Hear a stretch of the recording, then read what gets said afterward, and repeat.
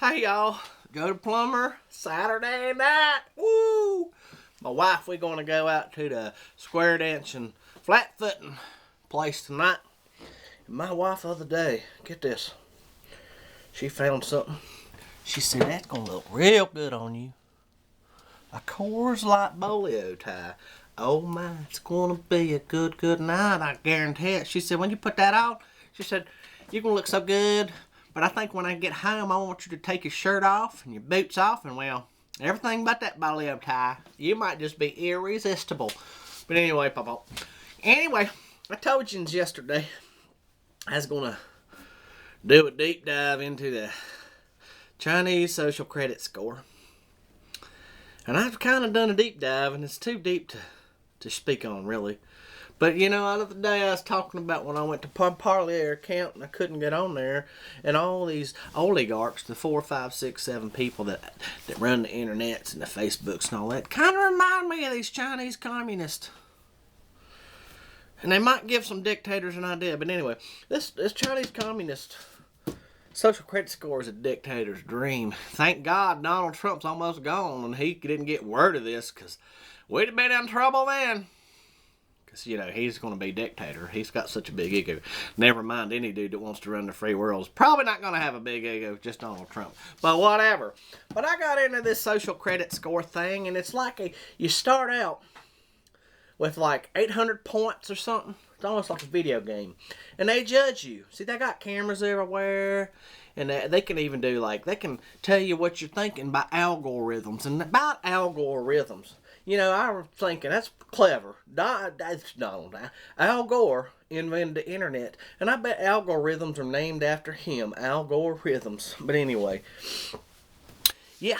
Yep. They got cameras everywhere. I think they said so I don't even remember. Never mind. I'm not going to throw out false news because I don't want to be listed as a conspiracy theorist plumber that don't know nothing. But anyway, they got cameras everywhere. They follow you. They judge you on your healthcare records, your education. Let's see what else. I got notes here. This could be painful today. Yeah.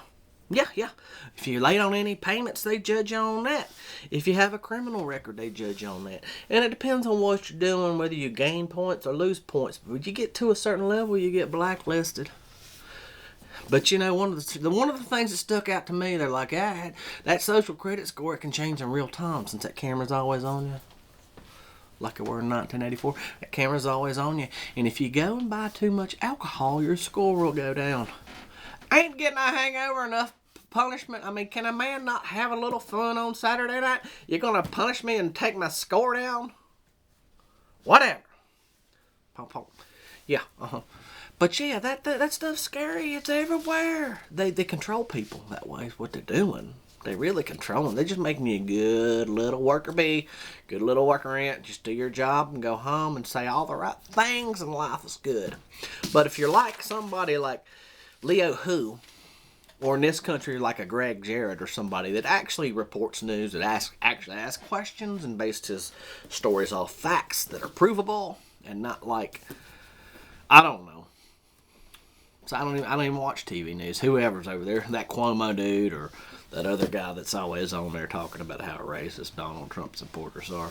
But anyway, yeah, Leo Who, he's a Chinese man. He's an investigative journalist, and he's pretty much been blacklisted. Can't get a job, can't leave his house, can't leave the country. He can't even, like I said today, he can't even get on the bus, the high-speed rail, and go down to Wuhan and buy a bat wing or, I don't know, an eel.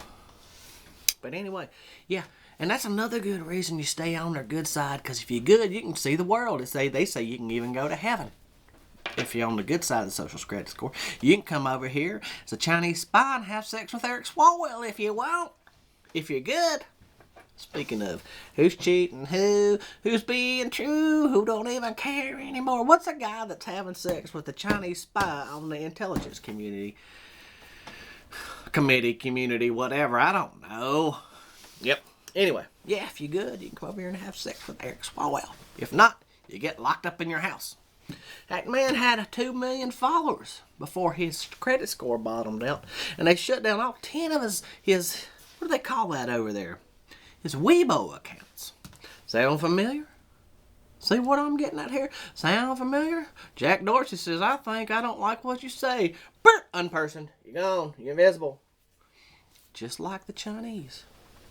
But anyway, I don't know. And then they have a racism problem there too. You know, there's the Uyghurs. No. The Uyghurs are Islamic people that live over in the western end of the country. And they're treated like this. The Chinese get like I think it's a 5-level score. Over there they get 3 levels. And they get, I can't read my writing. They get them basically model citizen, they're average citizen, or they're untrustworthy. Those are your 3 levels.